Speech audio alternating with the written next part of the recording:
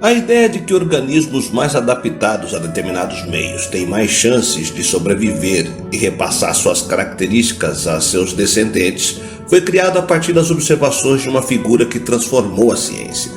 Trata-se do naturalista Charles Robert Darwin, considerado um gênio cujas descobertas principais foram feitas a bordo de um navio de pesquisa.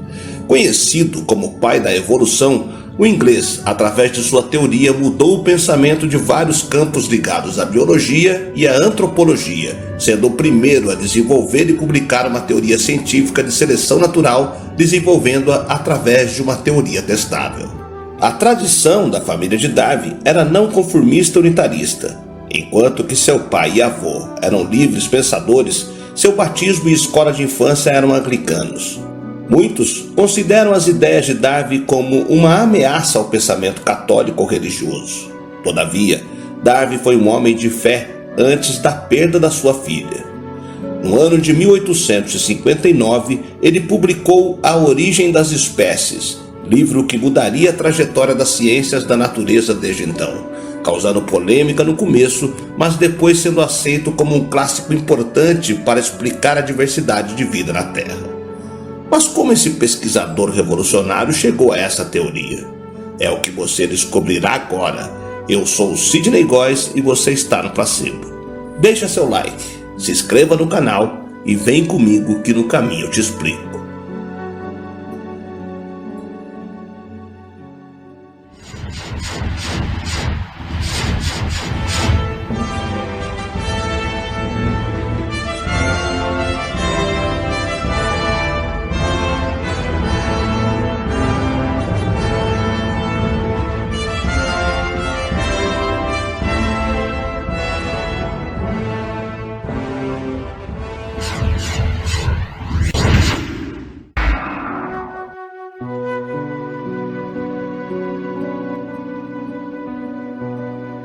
O debate sobre a evolução de Charles Darwin se torna mais intenso nas culturas em que visões conservadoras do cristianismo são mais populares.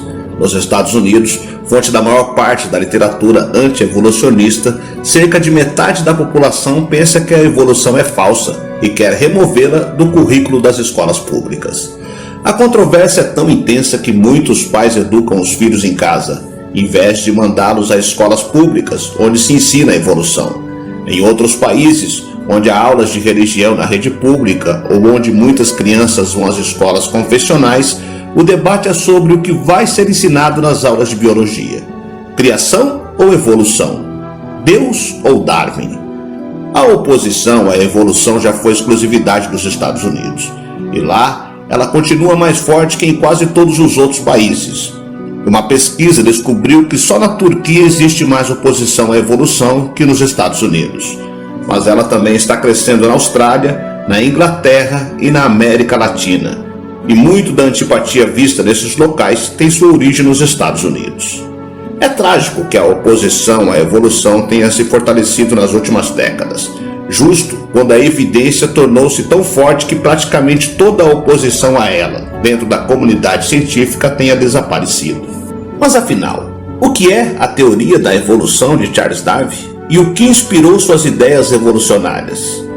Há 164 anos, o naturalista britânico publicava o livro A Origem das Espécies e mudava radicalmente a biologia com sua teoria da evolução. A explicação dele sobre a origem do ser humano representou uma verdadeira revolução, uma vez que até meados do século XIX, a maioria dos cientistas ocidentais compartilhava a ideia de que Deus tinha concebido todas as criaturas do planeta. Alguns pesquisadores já falavam sobre uma possível evolução das espécies, mas Darwin foi o primeiro a oferecer provas científicas e explicar o mecanismo que tornou possível a seleção natural. Por causa disso, ele se tornou um dos pensadores e cientistas mais importantes da história.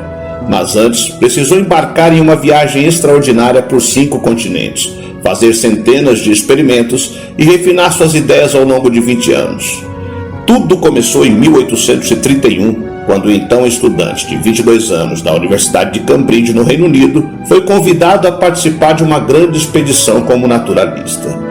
Ele passou quase 5 anos a bordo do navio HMS Beagle, percorrendo vários continentes, a começar pela América do Sul. De lá, ele voltou com dezenas de exemplares de espécies vivos, ilustrações e fósseis. Os fósseis deram a ele uma das primeiras pistas sobre a evolução. Quando se deparou com os restos de um milodonte, um animal gigante já extinto, parecido com a preguiça, ele deduziu que a semelhança não poderia ser mera coincidência. Ao passar pelo arquipélago de Galápagos, no Oceano Pacífico, o naturalista observou que em cada ilha existiam espécies distintas de tartarugas, que se diferenciam pelo tamanho do pescoço e pelo formato dos cascos. Após anos de estudo, ele chegou à conclusão de que as diferenças entre as tartarugas que viu em Galápagos eram produto da evolução. De acordo com sua teoria, há uma luta pela sobrevivência na natureza, mas aquele que sobrevive não é necessariamente mais forte, sim o que melhor se adapta às condições do ambiente em que vive. No ambiente árido, as tartarugas de pescoço longo alcançaram os arbustos para se alimentar, enquanto aquelas que vivem em local úmido podiam comer grama e se proteger dos predadores graças ao pescoço curto e à carapaça arredondada. Avanços científicos vieram a comprovar a teoria de Darwin, e até a Igreja Católica acabou aceitando décadas mais tarde, com as devidas ressalvas de que a evolução era compatível com a fé. Quando faleceu em 1882, o naturalista foi enterrado na abadia de Westminster, na Inglaterra. Mesmo tendo sido enterrado em um espaço religioso, próximo ao também cientista Isaac Newton, o relacionamento de Darwin com o cristianismo nem sempre foi dos melhores. Devido às suas ideias sobre a seleção natural e a evolução das espécies, Darwin e suas teorias são motivos de debate entre cristãos até hoje, que se questionam sobre a aceitação ou não do evolucionismo, com muitos dados diferentes à discussão. Autores famosos da literatura cristã são considerados por alguns como evolucionistas teístas. Em 2014, o Papa Francisco chegou a afirmar que a teoria da evolução não contradiz o cristianismo. Mas e Charles Darwin? O que ele pensava sobre a religião, fé e Deus? Uma carta de 1880 pode elucidar o assunto. Neste ano, Darwin enviou uma carta ao jovem advogado Francis McDermott, que queria uma resposta clara do biólogo, afirmativa ou negativa, se ele acreditava no Novo Testamento ou não.